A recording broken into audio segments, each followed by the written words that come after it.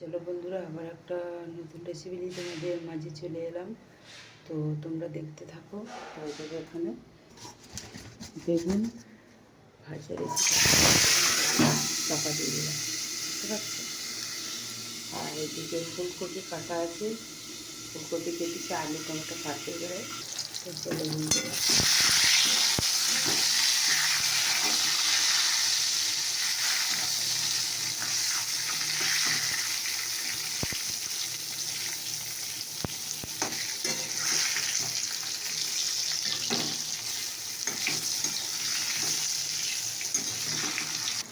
তো দেখো বন্ধুরা, আমার বেগুন ভাজা রেডি হয়ে গেছে। তো দেখো বন্ধুরা, বেগুন ভাজা রেডি। তো চলো, এখানে তেল দেওয়া আছে, দেখো ফুলকপি আছে। তো এটাকে আমি একটু ফুলকপিটা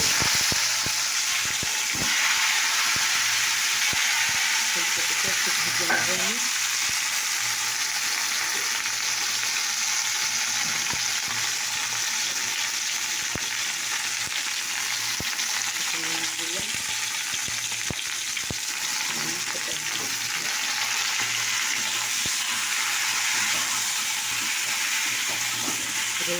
নাড়াচাড়া করে নিয়ে ঢাকা দিয়ে দেবো।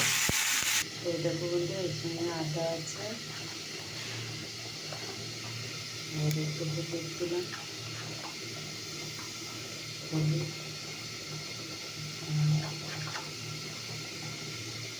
একটু লঙ্কা গুঁড়ো, আর এদিকে জিরে দিলাম। তার সাথে মশলা হবে। দেখতে থাকুন,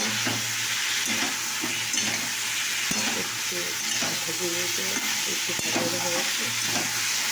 তো এটা আমি ঢেলে নেব।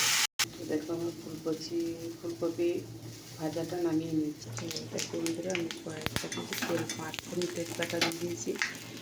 আর এদিকে দেখো আলু টমেটো কাটা আছে, দেখতে পাচ্ছ? এরকম তো হয়ে যাবে একটু। আর এদিকে দেখো আমার ভাত হচ্ছে। এবার আমার হয়ে এসছে। এবার আলু টমেটোটা দিয়ে দেবো। এইটা দিয়ে দেবো, এটা দিয়ে দেবো।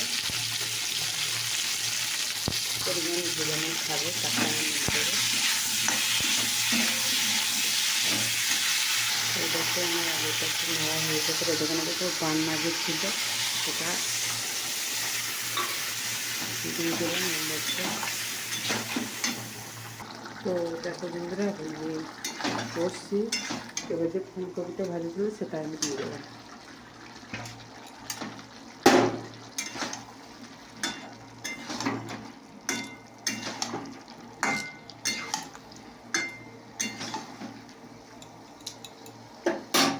আর এদিকে দেখো আমি চা চাপিয়ে দিয়েছি।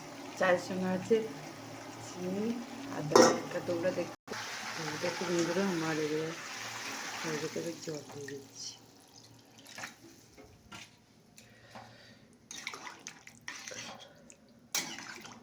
তো আমি এখন জল দিয়ে দিলাম।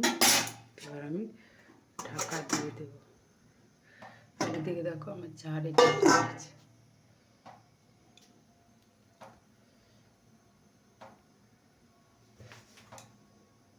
তো দেখো বন্ধুরা, একটু ঝোল ঝোল থাকবে। তো আমার রেসিপিটা হয়ে গেছে। তো তোমাদের এই ভিডিওটা কেমন লাগলো অবশ্যই জানাবে।